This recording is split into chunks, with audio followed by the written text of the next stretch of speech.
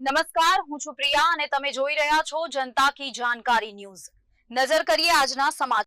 લખતર અને વિઠ્ઠલગઢ જિલ્લા પંચાયત બેઠકની સંગઠનાત્મક બેઠક યોજાઈ। સુરેન્દ્રનગર જિલ્લામાં આગામી જિલ્લા અને તાલુકા પંચાયત ચૂંટણીને લઈને રાજકીય ગતિવિધિઓ તેજ બની છે। ભારતીય જનતા પાર્ટી દ્વારા સંગઠનને મજબૂત કરવા માટે બેઠકોનો દોર શરૂ કરવામાં આવ્યો છે। આવી જ એક સંગઠનાત્મક બેઠક લખતર એપીએમસી અને વિઠ્ઠલગઢ ગામે યોજાઈ હતી। બેઠકનો મુખ્ય ઉદ્દેશ્ય પક્ષના સંગઠનને વધુ મજબૂત બનાવવાનો અને આગામી ચૂંટણીઓ પૂર્વ કાર્યકરોને સજ્જ કરવાનો હતો, જેમાં સંગઠનની કાર્યશક્તિ વધારવા પર ભાર મૂકવામાં આવ્યો હતો। સુરેન્દ્રનગર જિલ્લા પ્રમુખે કાર્યકરોને માર્ગદર્શન આપતા ચૂંટણીલક્ષી તૈયારીઓ અંગે વિસ્તૃત ચર્ચાઓ કરી હતી।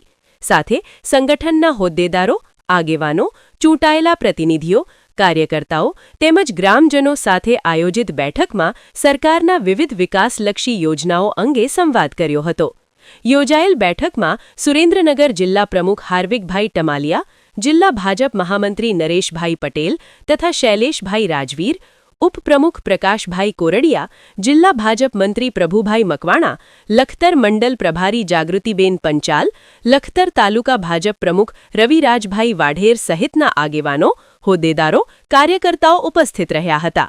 રિપોર્ટ જયેન્દ્રસિંહ ઝાલા।